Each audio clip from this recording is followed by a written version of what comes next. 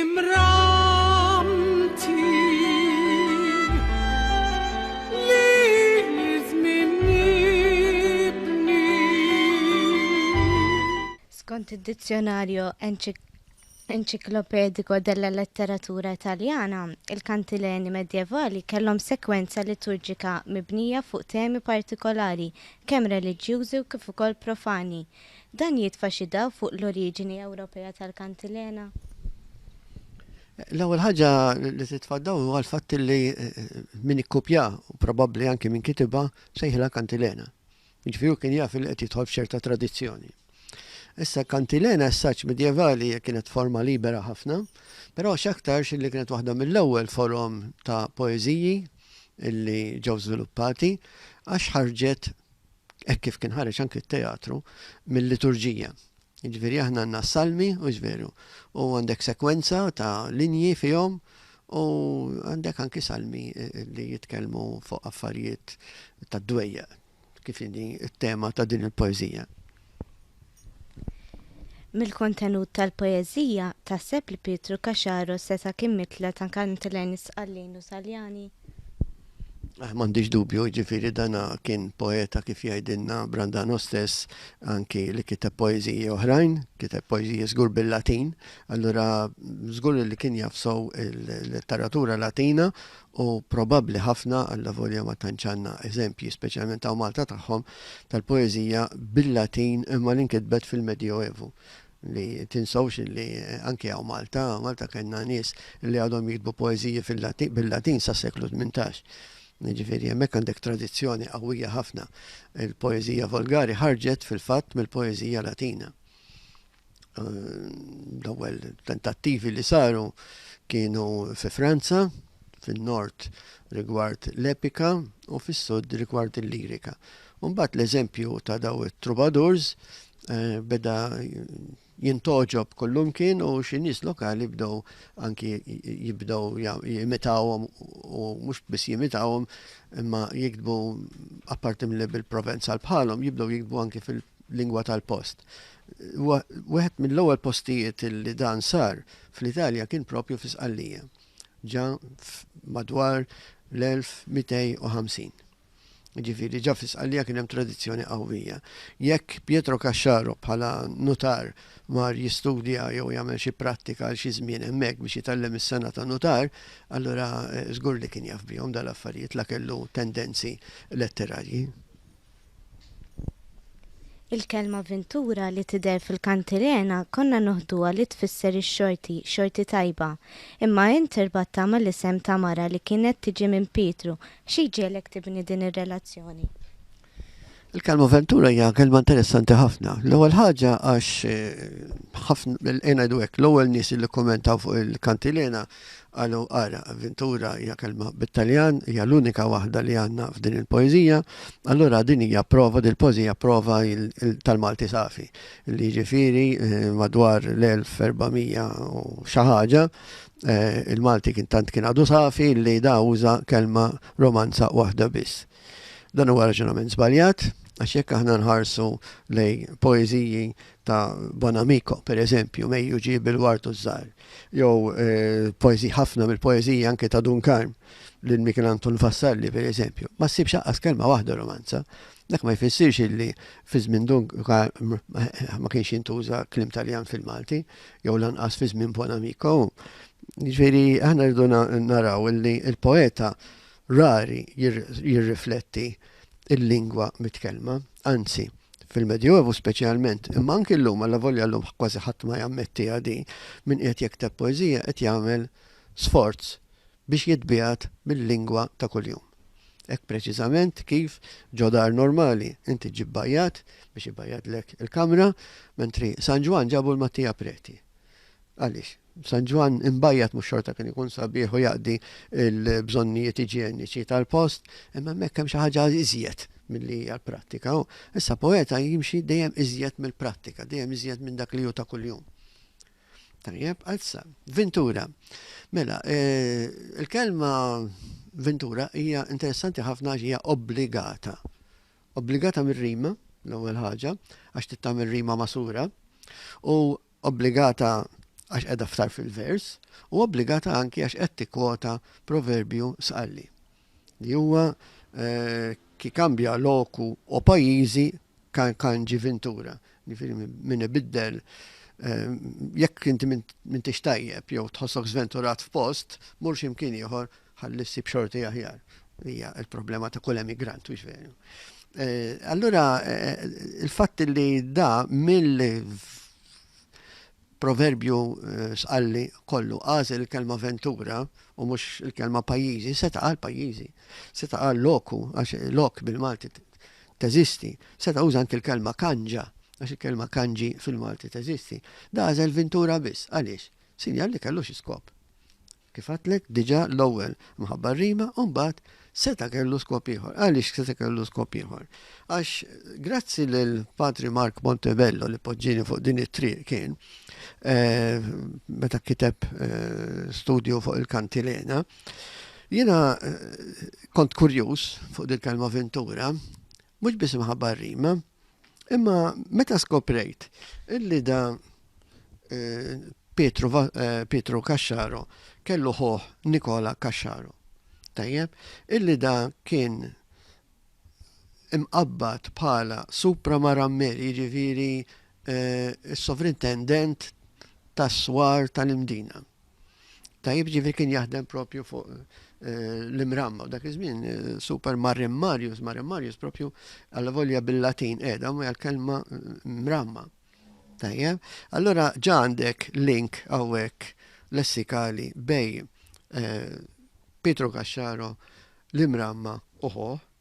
Mela minn hekk huwa każ kurjuż ħafna illi il-mara ta' Nikola li ġie maqtul fl-1473 minn ċerti nies mis-Siġġiewi jgħidu, il-mara tiegħu kien jisimha Ventura.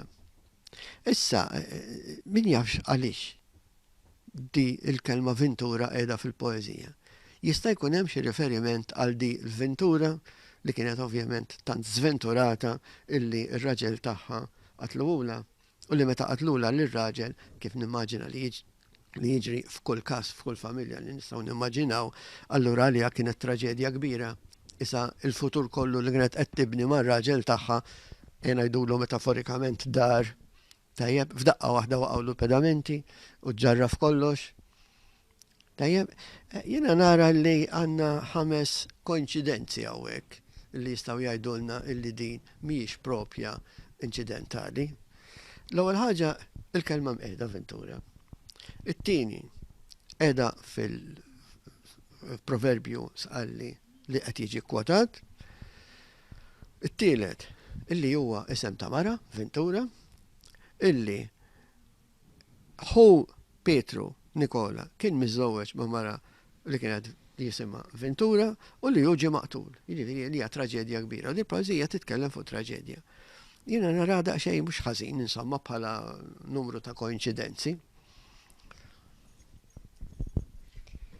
Kemm il-kwartina kif ukoll l-aħħar 4 versi tat-tielet strofa huma bla rima. Taħseb li din hija xhieda li l-verżjoni ta' Brandano Kaxxaro hija imperfetta? Aħna l-poeżija tagħna waslet għandna f'dan il-mod. Fej tidher maqsuma fi 3 partijiet. Tajjeb, issa daw 3 partijiet huma pjuttost ngħidu hekk mhux simmetriċi. Għax għandna 10 versi, għandna 6 versi, 4 versi u 10 versi.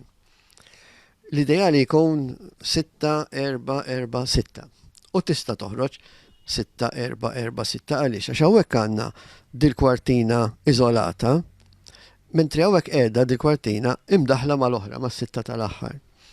Jekk aħna naraw issa mhux biss għandek raġun inti li semmi l-ħsieb, imma jiena mhux se nimxi fuq il-ħsieb, jiena se nipprova nqatta t-teknika tagħha l-biċċa xogħol. Allura hawnhekk għandna kwartina li hi preċiżament ripetuta. Issa, ripetuta. Ikolli nammetti ħaġa personali li l-ewwel darba l-qart il-poeżija jien ħatta at face value, jiġifieri kif tidera. Mbagħad mort Firenze. U hemmhekk għamilt dottorat fil-filoloġija li hija propju l-analiżi li żjed bil-reqqa possibbli tat-testi antiki. Uħdim fuq poeta tal-400 li huwa pratikament tal-istess żmien ta' Pietro Casciaro. Jismu Giovan Matteo Di Melio, għax istanki l-edizzjoni tal-poeziji tiegħu minn manuskritti li qatt ma kienu ġew pubblikati qabel. Allora jiena meta mort hemmhekk imbagħad bdejt nara tallimt il-filoloġija x'inhi, tallimt dawn l-espedjenti kollha x'inhu, meta ġejt lura rajta b'mod ieħor li. U għalhekk kont ħriġt dak l-artiklu bit-Taljan. Għaliex rajta mod ieħor? Għax malli tara di hekk int. Tajjeb tajt għaliex hawnhekk dal-vers huwa nieqes. Meta l-versi huma kollha endekasillabi. Dak kien l-ewwel suspett. It-tieni suspett għaliex hawnhekk għandek ripetizzjoni ta' tafal morħi. Dak huwa difett tikraħ għall-poeta. Umbagħad l-erba' versi l-oħrajn. Għaliex pratikament huma identiċi. Identiċi għax jekk inħarsu hawnhekk qegħdin naraw illi daw il-vers l-ewwel ħaġa jinqasam fit-tnejn. Tajjeb għandek l-ewwel emistikju u t-tieni emistikju. L-ewwel emistikju tal-erba' versi huwa ripetut preċiż fit-tieni verżjoni tagħha. Barra minn hekk, it-tieni emistikju tat-tielet vers huwa identiku wkoll. Jiġifieri għandna erba' emistikji u għandna vers sħiħ illi huma ripetuti preċiżament, identikament. Fuq għawal issa. Poeta li se jikteb kwartina u kwartina oħra waraja u se jġib 5 emistiki minn 8 li huma identiċi, ħaġa assurda. Ma teżisti mkien. Tajjeb, assolutament. Met inti mbattara illi l-ewwel vers kellu t-tieni emistikju illi niżel fl-aħħar vers bħala t-tieni emistikju fejn kien hemm il-vojt qabel, tajjeb, qed iżid ieħor li huwa identiku. Barra minn hekk, it-żewġ versi tan-nofs mekkitali, tajjeb, ma kitati li baqgħet, allura kull ma biddel da bejn l-ewwel verżjoni u t-tieni hi l-ewwel tafal morħi li kienet ripetuta. Dan duna li kienet ripetuta u hekk waqaf jikkopja. Allora, flok ikkanċella, reġa' kitibha. Kull ma biddel kif qed ngħidu hawnhekk jiġifieri għandek 6 minn 8 mistiki identiċi. Li assolutament bil-fors din ma tistax tkun mod ieħor ħlief rifatta. Reġa' kitibha il-poeta, reġa' kitibha b'mod iżjed loġiku u iżjed skont ir-regoli. Għax l-ewwel waħda hija assolutament difettuża, kif għadna difettuża għax għandha vers nieqes illi dak juri illi huwa hemmhekk induna li hawn irrepeta għax għajneh meta qed tikkopja inti għajnek tmur ġeneralment fuq the next one, le? Kultant tikkopja ta' qabel jew ta' wara. Dik hija ħaġa komuni ħafna fil-manuskritti kollha tad-dinja. U da ġralu hekk hawn. Allura huma komplix. Allura reġa' kitibha. Tajjeb, tista' tkun ukoll però anki versjoni d'autore, illi l-autur stess ikun reġa' kitibha. U Brandano, peress li hawnhekk din hija poeżija ta' Pietru u mhux ta' Brandano, qed jikkopja xi 50 sena wara li nkitbet, allura f'dak il-każ hu speċi ma jafx kienet il-vera intenzjoni ta' tzioħ. Tajjeb? Issa għaliex din hija verżjoni suspettuża. Għax kif qed naraw hawnhekk, hawn minn tixed u l-poeta hawnhekk mhux qiegħed iżomm mal-iskema. Tajjeb? Mhux qed iżomm mal-iskema għax daw ta' wisfel issa affiġon fl-imkien. Għaliex affiġon fl-imkien? Għax issa jrid iddaħħalha f'pejġ waħda. Issa, għaliex ma kkanċellax? Dowel għatlek għaliex ma kkanċellax? Għaliex ma kkanċellax se ngħidlek issa. Għax din il-poeżija mhijiex bella kopja.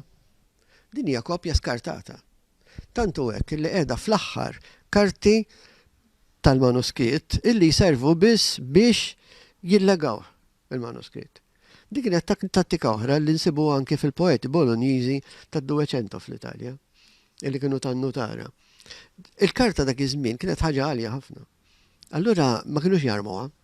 Il-poeta tiegħi li ħriġtien, pereżempju, kien juża karti anki ta' ħadd ieħor. Għax da Giovan Matteo Di Melio għamel il-kollezzjoni tal-poeżiji tiegħu fl-ispazji vojta ta' dak il-karti li kien jiddobba. Ma tantx kellu flus. Allora kien juża l-ispazji vojta. Da kien qed jiktab probabbli tejjeb, ngħidulu hekk, manuskritt bil-ġabra tal-poeżiji tazziju. Bħala bella kopja. Di żbalja, probabbli flok qataħħa qabad faxxiklu ieħor u di tafaħħa biex illega dal-manuskritt li huwa notarili u mhux poetiku. X'imkien xi darba kien jeżisti żgur manuskritt bil-poeżiji kollha ta' Pietro Kaxxaro. X'sar minnu? Intilef. Ma nafux. Jekk insibu verżjoni oħra ta' din il-poeżija tkun ħaġa interessantissima għax dak li qed ngħidin jew jiġi konfermat jew jiġi negat. Imma sakemm tinstab da xej problema la volja f'dal manuskritti kollha li għaw ġew jien ma nistax nifhem kif kien hawn poeżija waħda. Imma insomma. Barra minn hekk iż-żewġ kwartini huma simili ħafna ta' xulxin għax il-lessiku huwa kważi identiku. Barra minn hekk il-kontenut tat-tieni kwartina ma jżid xejn ġdid ma' dak li ntqal fl-ewwel waħda, x'jista' jfisser dan? Dak jikkonferma propju hekk, anki li din hija speċjalment l-ewwel kwartina hija verżjoni żbaljata, jew fil-kopjatura jew il-poeta kien għadu qed jikkomponija, għax da Brandano se tasab karta fost il-karti ta' Ziju fejn kien qiegħed għadu qed jipprova jsib il-verżjoni definittiva ta' dil-poeżija.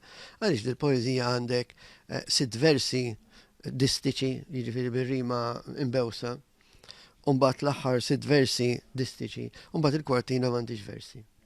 M'għandix rima. Dik problema kbira. Jiġifieri jiena naħseb illi dina laqas mil propju l-aħħar verżjoni tal-poeżija, ma sab xi karta li mbagħad intilfet fost il-karti l-oħrajn ta' Pietro li ġew fidej Brandano u ħareġa kif inhi. Għamilha dak li ngħidula aħna verżjoni diplomatika. Imma sospettuża l-biċċa xogħol. Għax hija ċara li blana Cruzi Mobile, per eżempju, tiġi għandek il-rima, għandek omorkom, għandek nitħadditkom u nomorkom, lemule u muħsule. Issa din ukoll problema żgħira hawnhekk, għaliex mule u muħsule hija maħsula, ovvjament. Għax di mhix bil-Malti, di bil-proto-Malti. Ma nistgħux nitkellmu fuq il-Malti aħna qabel żmien il-kavallieri, qabel inbniet il-belt, qabel inħolqu il-ċirkostanzi ideali biex ikonna kojne, kważi għażi lingwa dejjem ibbażata fuq kojne. Hawnhekk għandek verżjoni tal-Malti tal-imdina li mhux aktarx li ssibu llum simili għal ngħidulu dialett tar-Rabat. Tajjeb, għawek m'għandekx Malti standard, ġifieri Malti għadu mhux standardizzat hawnhekk. Allura hawnhekk għandek qabillek mule u moħsule u minżeli u ħali. Għaliex minżeli u ħali. Dik il-ħali probabbli hija miftuħa il-eli. U ssib f'ċerti dialetti ma nafx x'tarabat hekk ukoll illi tinħadem hekk. L-oħra, ibnija jew tiegħa, Ventura, Sura, Ħamira, Tamamra. Dida xej problematika, imma evidenti l-MR u dik il-Y emmek hija anaptissi żgur. Allora ħamra għax għawet jitkellem fuq kuluri. Art bajda, art sawda u tista' tkun oħra bil-fors ħamra, mela dik il-li ma tinqaċ, tajjeb, ma tiġix pronunzjata u dik hija ħamra. Taħta hemm trid minn tamamra qed naraw hawn. Imma hawnhekk ovvja illi tiġi taqbel ma' ħamra. Allura tamra. B'xi mod. Xi tfisser tamra, issa jiena ma nafx. Imma b'xi mod dik tiġi jekk da qed isegwi r-rima, dik tiġi pronunzjata bħal ħamra.